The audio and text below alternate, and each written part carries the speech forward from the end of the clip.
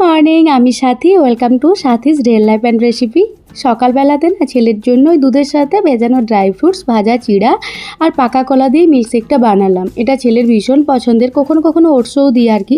তারপর ছেলেকে খেতে দিয়েছি। ছেলে জিজ্ঞাসা করছে এটার মধ্যে কি রয়েছে, তো আমি ওকে ওটাই বলছিলাম আর কি। এখনও তো ছেলের স্কুল শুরু হয়নি, তো একটু লেট অবধি ঘুমোচ্ছে। আর রাত্রিতে খুব জাগছে, মানে ওই 12টা 12:30 কিছুতেই ওকে 10টার মধ্যে ঘুম করাতে পারছি না। মেয়ে জেগে রয়েছে না, ওই জন্য। মেয়ে আজকাল আবার 1:30 2টা অবধি জাগছে, মাঝরাতে ঘুমোচ্ছিল। তো যাই হোক, এদিকে ওর একটা রুটিনও বানিয়ে দিয়েছি। রুটিন মতো মোটামুটি করে, কিন্তু টাইমের কোনো ঠিক ঠিকানা নেই। মানে পড়ার জায়গায় হয়তো ঘুমোচ্ছে, ঘুমানোর জায়গায় হয়তো পড়ছে, টিভি দেখার জায়গায় হয়তো খেলতে যাচ্ছে, খেলতে গিয়ে হয়তো আবার আসছে অনেক লেট, এইভাবে করছে আর কি। এদিকে আমি ছেনা আর ড্রাই ফ্রুটস খেয়ে নিলাম, আজকে ডিম সেদ্ধ করিনি। তারপর ছেলেকে দিলাম পড়তে, আর মেয়ে এখানে এখনও ঘুমোচ্ছি।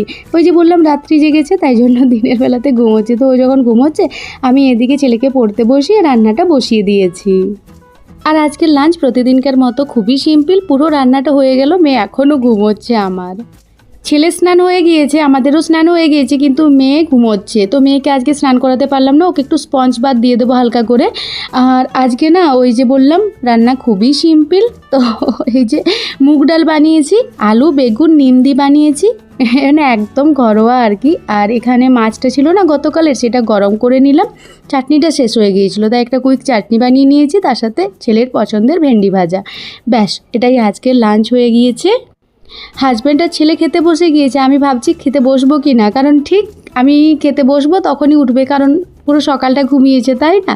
আর যেহেতু মেয়ে ঘুমোচ্ছিল, তাই আমি তাড়াতাড়ি করে আজকে শ্যাম্পু করে নিলাম। কাল থেকে ভেবেছিলাম, কালকে থেকে মাথায় তেল দিয়ে রেখেছিলাম, বাট শ্যাম্পু করতে সময় পাইনি। আর মা হলে মাল্টিটাস্কিং তো করতেই হবে, তাই না। আর ওই যে বললাম খেতে বসলেই মেয়ে উঠে পড়বে, ঠিক খেতে বসেছি, মেয়ে উঠে পড়েছে, এরপর ওকে নিয়েই খেতে হবে। টাটা বলো, টাটা টাটা বলো, টাটা। उसके बाद तो सारा काम करेगी। यहाँ पर बैठे बैठे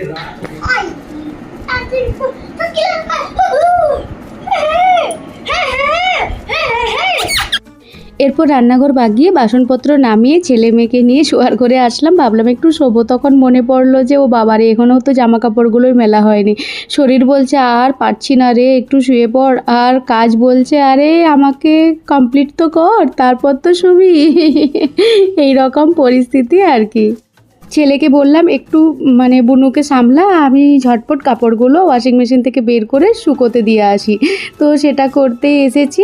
তো সব জামা কাপড়গুলো মেলে নিচ্ছি। বাপরে বাপ, রোদ্দুরের যা তেজ, মানে বলে বোঝাতে পারবো না। তো সব জামা কাপড় মেলেছি, এদিকে ছেলে মেয়ে দুজনই চিল্লাচ্ছে।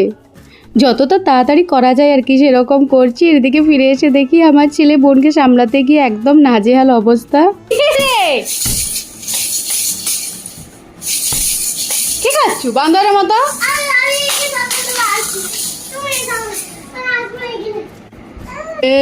রাগি রাগি, হ্যাঁ বটে বটে, রাগি রাগি হয়ে গেছে তো, সত্যি তো রাগি রাগি হয়ে গেছে গো। ও আচ্ছা, রাগি রাগি। ও মামালি মামালি, চলো টাটা জানি, টাটা। এরপর হাজব্যান্ড অফিস থেকে ফেরার পর মেয়ে গেল বাইরে ঘুরতে, আর ছেলে খেলতে আগেই চলে গিয়েছে। জানো ছেলে মেয়েকে নিয়ে এই সময়গুলো কেমন যেন খুব দ্রুত চলে যাচ্ছে। আজ যাদের সারাদিন সামলাতে গিয়ে আমি ক্লান্ত হয়ে যাই, একদিন ওরাই বড় হয়ে যাবে, নিজের নিজের জগতে ব্যস্ত হয়ে পড়বে। এই ছোট ছোট মুহূর্তগুলো, ওদের হাসি কান্না দুষ্টুমি সব কিছুই একদিন শুধু স্মৃতি হয়ে যাবে। তাই এখন যতই কষ্ট হোক, যতই কাজের চাপ থাকুক, আমি চেষ্টা করি প্রতিটা মুহূর্ত ধরে রাখতে, কারণ আমি জানি একদিন হয়তো এই বাড়িটা খুব চুপচাপ হয়ে যাবে, আর আমি বসে বসে আজকের এই দিনগুলোই মনে করব।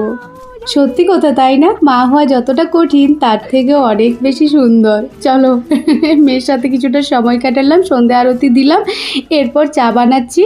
তো আমার এমনিতেই সারাদিনে 3-4 বার চা লাগে আর কি। তো আমি একটু বেশি চা নিয়েছি, হাজব্যান্ডকে একটু কম চা দিয়েছি। এরপর ওকে চাটা দিয়ে আসছি।